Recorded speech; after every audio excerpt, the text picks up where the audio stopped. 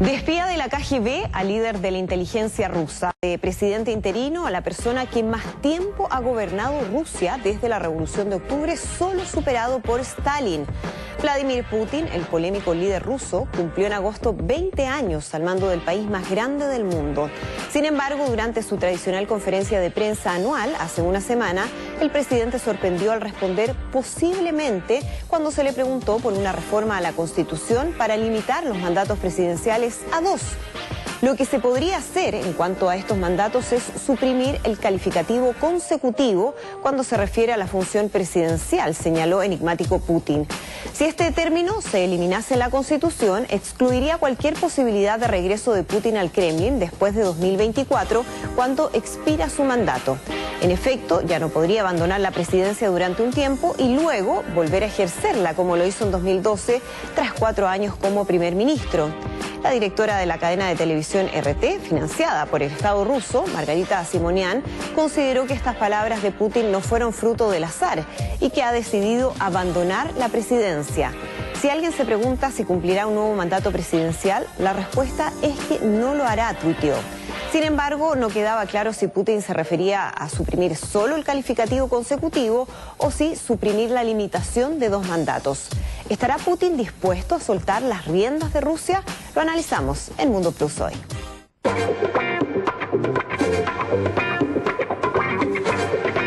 Bueno, le preguntamos a quien fuera embajador en Rusia, Pablo Cabrera, ha sido embajador en tantas partes, pero bueno, en Rusia... En Rusia, sí, y ahora que veo conmemoraciones, muchas conmemoraciones, algunas bien trágicas y otras distintas, uno se empieza a dar cuenta cuán viejo está. No, sí, eso me pasó. 20 años cuando yo llegué a Rusia, yo llegué coetáneamente cuando Putin estaba asumiendo su primera jefatura de Estado. Él asumió el 7 de mayo, yo llegué el 1 de agosto como embajador por 4 años. Vamos a preguntarle ya de eso, pero tengo que presentar a Hassan Akram, que está con nosotros también para conversar de este tema. ¿Qué le pareció Putin en ese momento? Me pareció una figura emergente, era una figura decidida. Estaba Rusia viviendo un momento de bastante incertidumbre. ¿Veníamos de Boris Yeltsin? La época se había ido Boris Yeltsin y renunció Boris Yeltsin y dejó a Putin, que estaba siendo primero viceprimer ministro y después primer ministro, y tomó la presidencia interina y se presentó a las elecciones. Era un agente agente ruso que había estado en Alemania Oriental por muchos años y después fue vicealcalde de San Petersburgo, donde el gobernador de San Petersburgo, que fue su mentor de alguna manera, lo encauzó por la línea política y de ahí saltó a Moscú. Creo que él, desde unos inicios, dio signos de autoridad. Creo que estaba respondiendo un poco a la historia rusa de que se concentra siempre en la figura fuerte de un jefe de Estado. Pero en ese momento ya se tenía la idea de que se iba a convertir en esta suerte como de hombre que concentra el poder y que está en todas partes y que es ubicuo y que la verdad ha personalizado mucho la dirección del país. No, yo creo que no, eso se fue dando con el tiempo, porque al principio habían muchos visos de una democracia occidental en Rusia. Cuando deja Boris Yeltsin el poder, pero él empieza a hacer ligerito unas reformas importantes en lo que se refiere a la independencia de los estados, porque hay muchos estados, hay muchos estados dentro de un país que venía de la Unión de Repúblicas Socialistas Soviéticas. Claro. Hay que pensar que de 15 repúblicas, que hoy día son 15 países, o 14, pasaron a un solo país, que fueron los rusos.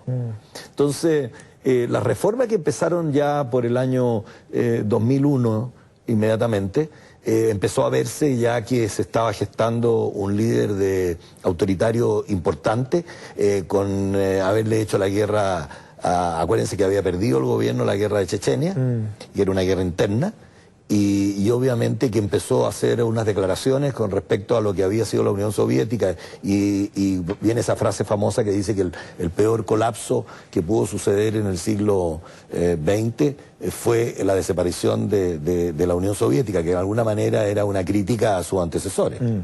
Hassan, ¿hoy día Rusia es una democracia o no? Difícil la pregunta. No es una dictadura donde el poder está 100% concentrado en Putin. Es un error pensar en Putin como un tirano. Si uno ve todas las encuestas, incluso las encuestas de empresas occidentales o filo-occidentales, Putin goza de una popularidad muy alta. En ese sentido, muy distinto que los dictadores del Medio Oriente, por ejemplo, con quien Putin tiene tan buena relación. Él salvó al final en la guerra de Siria a Bashar al-Assad.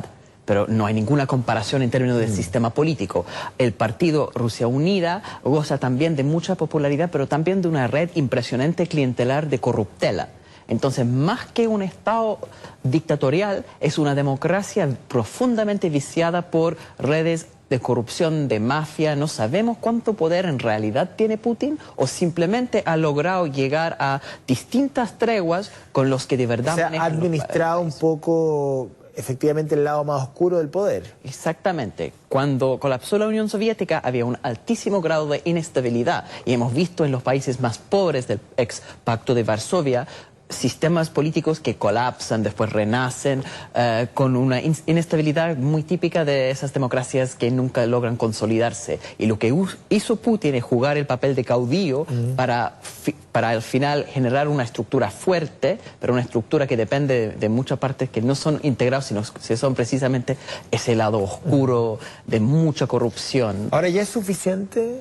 O sea, ya pasó la época en que Rusia necesitaba esta suerte como de orgánica, de mayor concentración. ¿Es hora de más democracia en Rusia? Yo creo que la cosa no creo que vaya por ahí. Yo creo que para analizar un poco lo que está sucediendo en Rusia hay que siempre mirar su historia. Y al mirar su historia y su ubicación geográfica, obviamente, y lo que ha sido Rusia. Y creo que transformarse en una potencia media, habiendo sido una potencia mundial y una potencia universal, es un cambio grande. De la Unión Soviética a la Federación Rusa. A la Federación Rusa. Y eso significa también pasos por muchas fases de su desarrollo y de su conformación como país. Hay que pensar que la Unión Soviética, y antes la Unión Soviética primero y hoy la Federación de Rusia, son países que siempre se han ordenado sobre la base de intereses estratégicos. Y han tenido finalidades estratégicas. Recuérdate, para poner un ejemplo, lo que le faltaba a la Unión Soviética era acceso a mares calientes. ¿Qué es lo que fue eso? La invasión a Afganistán. Una cosa que haya tenido éxito o no haya tenido éxito. O sea, el territorio, lo que conformaba el territorio, gestionar un país de esa naturaleza donde hay un multiétnico, donde los rusos sí, en prácticamente las 15 repúblicas, manejaron la administración de esas 15 repúblicas. Y ahí es donde está el poder de los rusos todavía en los tanes, o sea, el Turkmenistán, Tayikistán, Kazajstán, todos los tanes, y después los países del Cáucaso, que después tuvieron alguna historia, ¿no es cierto?, con Georgia y otros de Azerbaiyán, y también, obviamente, la relación con los países bálticos. Que eso de alguna manera también relacionó su relación con Europa. Por eso al hablar de hoy día si necesita democracia o no, Putin hizo algunos intentos de poner a Europa en una... Acuérdense que el escudo de Rusia son dos águilas, una mirando al oriente y otra a occidente.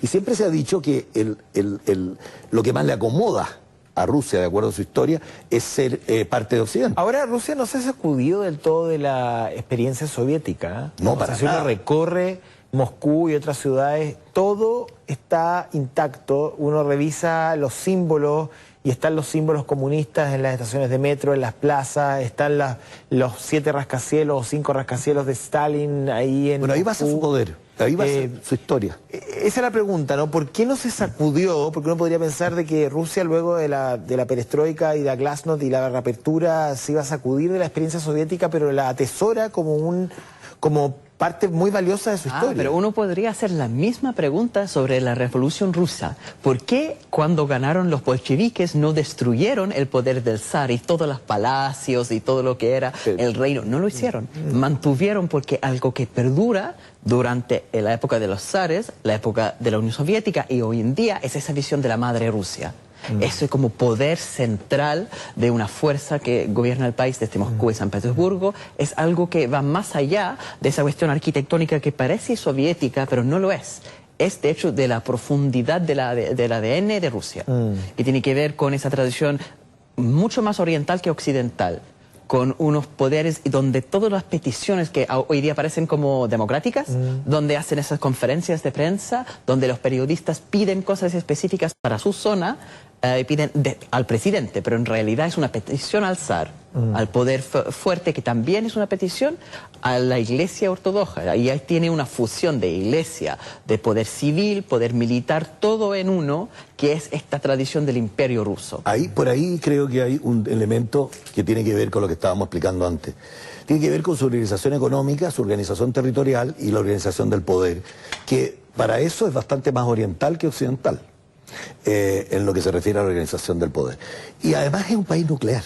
Yo creo que eso hay que ver. Si tú miras lo que ha sido la economía y cómo ha influido Rusia en el mundo, tú ves que, ¿qué es lo que ha tenido Rusia? Rusia ha tenido gas y petróleo, ha tenido la carrera al espacio, eso que le ha dado una tecnología y un desarrollo tecnológico que lo están usando hoy día de manera muy importante en todos los temas digitales y en todos los temas del avance de las redes digitales en el mundo. Y fuera de los Kalashnikov no había más. No había una industria había una industria militar pesada. Y nada más. Y nada más. Muy débil. Entonces, y la cultura, obviamente, el ballet, las artes, etcétera, que le da todavía algún renombre, pero no es el cine incluso, muy bueno el cine también. Sí, claro. Entonces, yo creo que ese multiculturalismo que existe y esa quitada de piso que de alguna manera Putin en su primer gobierno le hizo a los estados que conformaban la federación, obviamente que lo fueron configurando como una figura muy fuerte. Por eso, a la pregunta de si va a haber un cambio constitucional, hoy día el mundo está muy raro. Y al estar muy raro, sí, digamos que sí. Un mensaje navideño. Putin obviamente aprovechó esta entrevista, esta conferencia de prensa, que esta vez duró 4 horas 18 minutos, para tocar prácticamente todos los temas. Y hay muchos temas que incomodan a Rusia y a la imagen de Rusia. Nosotros hablábamos antes con Hassan, el tema del crimen organizado, el tema del lavado del dinero. Son temas que a Europa le pegan al corazón de Europa. Han habido problemas con Gran Bretaña, con el tema de circuitos clandestinos de venta de aparatos radioactivos, de elementos radioactivos, que son en los temas de la Gran Bretaña sufrió de envenenamientos de espías. Bueno, y ahora, y la desaparición de personas. Por ejemplo, ahora en un banco en Estonia, se vio que en 10 años se habían lavado 200.000 millones de euros, que nadie se había dado cuenta, que era un barco danés, y el gerente del banco apareció muerto en un bosque después de 4 días de desaparición. O sea, son cosas que afectan un poco a la imagen, a la impronta de Rusia en el mundo, que obviamente el presidente hábilmente también las usa en sus conferencias de prensa, sea para aplacar a detractores, sea para abrir espacio. ¿Y quiénes son los detractores? ¿Quiénes son los detractores de Rusia hoy día? Bueno, ¿Estados Unidos? Bueno, por supuesto. Por supuesto, pero tiene una relación mejor con los republicanos que con los demócratas. Es bien curioso el papel que juega Rusia en el imaginario colectivo del mundo. Yo soy de la tesis que Rusia es una especie de mito, que casi no existe, porque al final ha existido esa idea que Rusia quiere o quería en algún momento dominar el mundo. Todo. Y nunca fue así. Porque Rusia todo el mundo. Es un país muy débil, económicamente muy débil, que tiene exactamente como dijo Pablo, solamente esa fuerza así como militar en la parte nuclear, en la parte del programa espacial y nada más. Es un país más bien de ingresos medios que está tratando de jugar en las ligas grandes para defenderse. La obsesión de Rusia en realidad es más defensiva que ofensiva. Es completamente defensiva. Le importa la frontera con Europa, por eso el tema del Pacto de Varsovia era para defender Rusia de la invasión alemana, y cuando cae el muro de Berlín, ¿qué hace ¿Pero tú OTAN? crees que de verdad el poder de la Unión Soviética fue una fantasía? Yo creo que muy débil. Nunca querían dominar el mundo. La única cosa que querían hacer con Afganistán, con todo lo que era Pero Europa, Polonia, Bulgaria, Rumania, Grecia... Sí, es su frontera donde los alemanes entraron en Rusia en la Segunda Guerra Mundial. Por eso querían ese espacio. Era una protección frente a su territorio, pero nunca fueran, eso es muy distinto que la Casa Blanca, expansionistas. Su obsesión era defenderse. Y hoy en día es lo mismo. Y la obsesión que tiene la gente con Rusia, curiosamente, esa idea que están siempre los cubanos, los venezolanos y los rusos detrás con esos redes criminales. Como que en Rusia hubiese un gigante servidor que pudiese alimentar todos los computadores del mundo y contaminar todas las redes del mundo. Sí, pero no es el gobierno que tiene control de eso. Hay una frase muy buena que la leí el otro día que dice que Rusia no es tan poderosa como le hubiera gustado ser, pero no es tan débil como la miran. Y yo creo que hay algo de eso. Y creo que yo discrepo un poco con Hassan en los temas de que no es un país hegemónico, de que no es un país expansionista. Yo creo que ha dado muestras de expansionismo, de partida todo lo que fue su invasión a Checoslovaquia, su invasión a Afganistán. Yo creo que eso, obviamente, a los países bálticos, después de la guerra, obviamente, porque había una independencia. Acuérdate que hubo interreños de independencia en Lituania, Letonia y Estonia, de un año, o de algunos de menos meses. Pero que inmediatamente después pasaron a la Unión Soviética.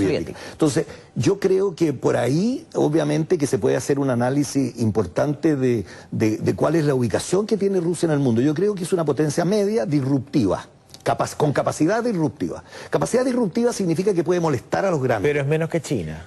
Bueno, no sé, mucho menos que China. Bueno, no sé todavía hoy día en el mundo si es mucho menos que China o más que China. China es un país con no es una potencia global todavía, es un país con presencia global en el mundo, y China fue una potencia global, o sea, tiene hechuras de potencia, pero que no alcanza para hacerlo. Entonces, usa su poder de alguna manera para defenderse, y usa su poder para mantener esta imagen y esta impronta de un país importante, de un país influyente. Y creo que siendo miembro del Consejo de Seguridad de Naciones Unidas, que hoy día está un poquito venido a menos en cuanto a eficacia, siendo país nuclear, que tiene que renovarse el tratado de límite de armas nucleares en 2021, está difícil, que está difícil, viendo una Europa que empieza también, ha sido una potencia que ha sido bien al otro lado de Rusia, ha sido Gran Bretaña. Y viendo que Gran Bretaña hoy día quiere salirse de la Unión Europea, y está mirando muy bien qué es lo que pretende hacer Gran Bretaña. Acuérdate que Gran Bretaña es un país nuclear también. Entonces, Macron, por otro lado, está trabajando en la Unión Europea para que las sanciones a Rusia se acaben, porque prefiere a Rusia... ¿Pero que todos quieren ser amigos de Rusia adentro. ahora? No, lo que pasa es que Rusia tiene energía, tiene petróleo, tiene gas, y obviamente que puede manejar mucho las economías, ayudar a manejar la economía en momentos difíciles de escasez o de carencia. De cambio climático, sobre todo. Sobre todo. Claro. Yo creo que en la ciencia política hay que distinguir dos cosas, ¿no? Entre la anarquía y la tiranía. Que muchas veces lo que parecen países con mucho poder, porque sin duda están haciendo mucha disrupción, no es porque hay un plan ideado centralmente desde un gobierno para irrumpir o generar problemas, sino más bien que tiene tan poco control territorial que las mafias que están lavando dinero, que están vendiendo servicios ilegales a el mejor postor, son los que están generando disrupciones de todo tipo. Y yo creo que sin duda hay muchas cosas pasando en Rusia que son un tremendo problema para Europa, y no solo para Europa, para Estados Unidos, incluso para América Latina, porque hay disrupción tecnológica, pero no es parte de un plan del gobierno. ¿Y es parte de quién, entonces? Es parte de mafia, es parte de crimen organizado o simplemente de grupos donde no hay suficiente control policial. Pero hoy día en los conflictos internacionales, y en los conflictos internacionales y también en los procesos institucionales, ¿hay o no injerencia rusa? Porque esa es la pregunta que todos nos hacemos. Hay que preguntar qué significa injerencia rusa. ¿De parte del gobierno de Rusia? No lo creo. En general, la acción del gobierno ruso siempre ha sido defensiva. Porque el propio presidente Piñera dijo en la entrevista a Andrea Oppenheimer que había imágenes y tweets y elementos digitales, y Andrea Oppenheimer le pregunta que si efectivamente son servidores que están fuera de Chile, y él dice en la entrevista que hay servidores que están en Rusia. Sí, eso es absolutamente vergonzoso. Pero eso no significa que sea del gobierno ruso. Eso es la diferencia. Bueno, pero estoy tratando de escarbar ahí. Pero un adolescente de 16 años en Maipú puede usar servidores en Rusia. Eso es el grado de ignorancia que tiene Piñera con cómo funciona el tema de los hackers. No es necesario ser genio ni tener apoyo de un gobierno para usar servidores en otro país.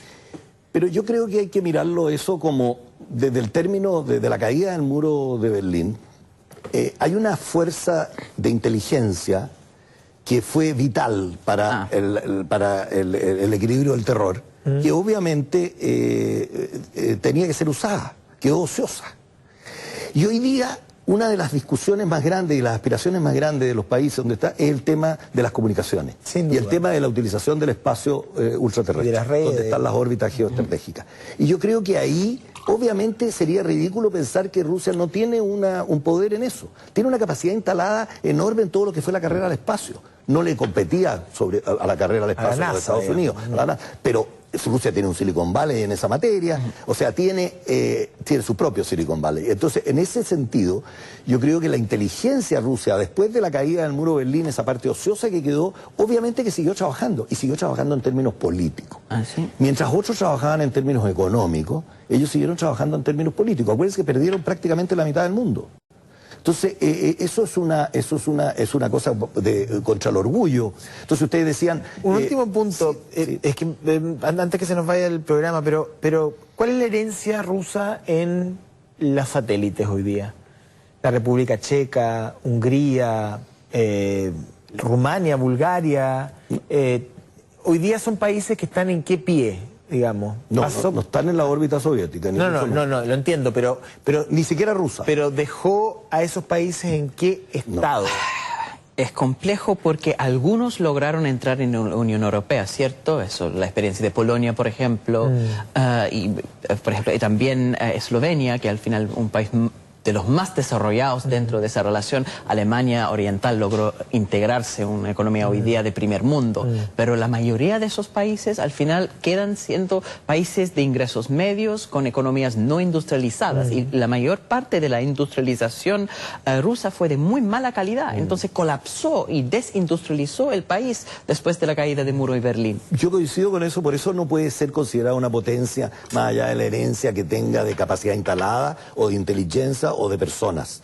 Yo creo que quedó una capacidad personal en materia de capital humano, pero en capital industrial, etcétera, incluso tuvo fallas garrafales, como el tema de Chernobyl y otros, que obviamente marcaron un poco el destino de lo que fue el manejo del tema nuclear en el mundo, en la Organización Internacional de Energía Nuclear, o en otras organizaciones internacionales, o en una capacidad para hacer frente al comercio clandestino de estos elementos. Pongamos el ejemplo más duro. Cortito, ya tenemos que ir cerrando. ¿Qué pasa con el tema nuclear? Si va a terminar, el gran riesgo no es el gobierno de Rusia, es que el gobierno pierde control de activos nucleares a crimen organizado.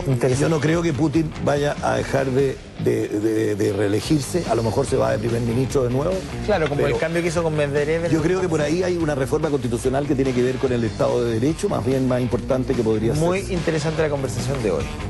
Don Pablo Cabrera, Hassan Akram, muchísimas gracias, que tengan un... ¿No los veo antes del próximo año? No sé. ¿Ya nos vemos el próximo año? Próximo jueves. Muy bien, pues. Ah, ya, entonces que tengan un bonito año. O sea, pero el abrazo se va después, ¿eh? No, sí, después nos vamos a dar el abrazo y todo. Pero eso, estén muy bien.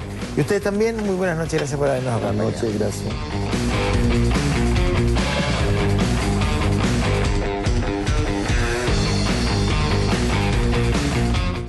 En el mundo nacen nuevas formas de comunicar.